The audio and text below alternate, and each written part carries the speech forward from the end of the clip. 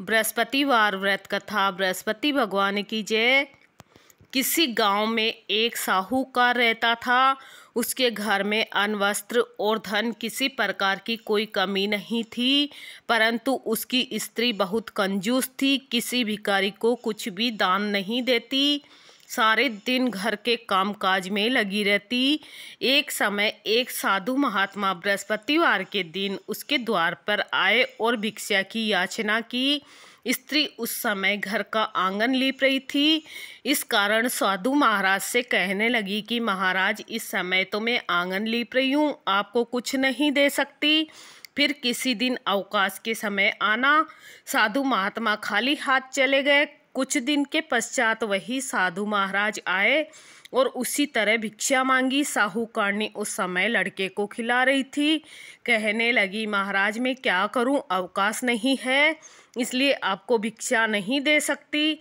तीसरी बार महात्मा आए तो उसने उन्हें उसी तरह टालना चाहा, परंतु महात्मा जी कहने लगे कि यदि तुमको बिल्कुल ही अवकाश हो जाए तो मुझे भिक्षा दोगी। तो साहूकारनी कहने लगी, हाँ महाराज, यदि ऐसा हो जाए तो आपकी बहुत बड़ी कृपा होगी। साधु महात्मा जी कहने लगे, अच्छा मैं एक उपाय बताता हूँ।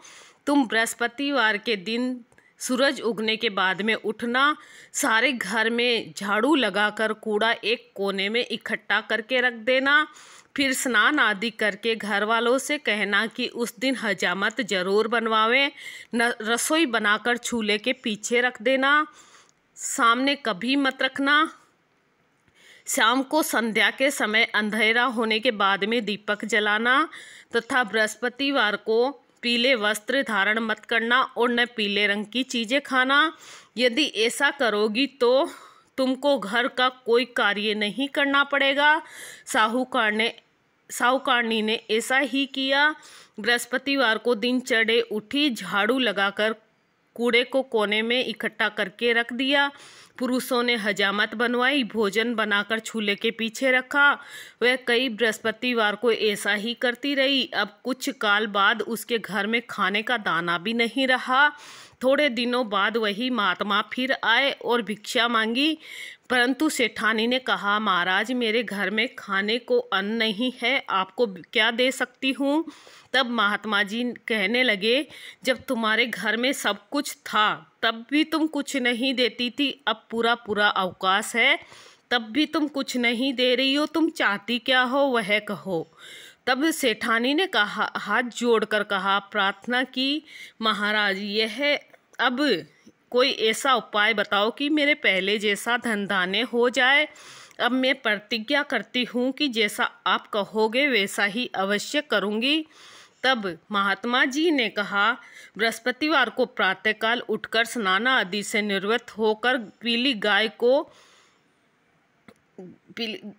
गाय के गोबर से घर को लीपना। घर के पुरुष हजामत नहीं बनवावें। भूखों को अन्न, वस्त्र, धन देती रहा करो। ठीक सायकाल के समय दीपक जलाओ। यदि ऐसा करोगी तो तुम्हारी सब मनोकामनाएं भगवान बृहस्पति देव पूरी करेंगे और उनकी पूर्ण कृपा होगी। सेठानी ने ऐसा ही किया और उसके घर में धन धान्य वैसा ही हो गया जैसा कि पहले था। इसी प्रकार भगवान बृहस्पति देव की कृपा से अनेक प्रकार के सुख भोग कर दीर्घ काल तक जीवित रही।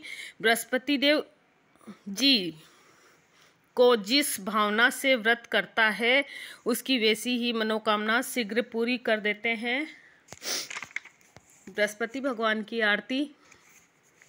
ओम जय बृहस्पति देवा, स्वामी जय बृहस्पति देवा, छिन छिन भोग लगाऊं, छिन छिन भोग लगाऊं, कदली फल मेवा। ओम जय बृहस्पति देवा, तुम पूर्ण परमात्मा, तुम अंतर्यामी, स्वामी तुम अंतर्यामी, जगत पिता जगदीश्वर, जगत पिता जगदीश्वर, करुणानिधि स्वामी। ओम जय बृहस्पति देवा, चरणामृत निज निर्मल, सब पातक हरता, स्वामी सब पातक हरता, सकल मनोरथ दायक, सकल मनोरथ दायक, कृपा करो भरता। ओम जय बृहस्पति देवा।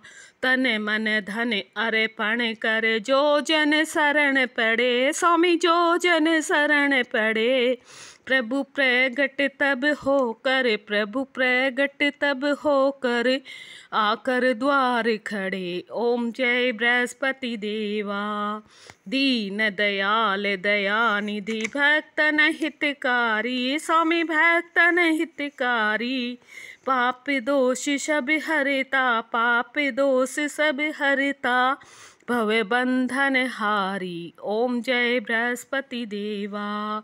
सकल मनोरथ दायक, सब संशय तारो। स्वामी सब संशय तारो, विषय विकार मिटाओ, विषय विकार मिटाओ, संतन सुखकारी। ओम जय बृहस्पति देवा।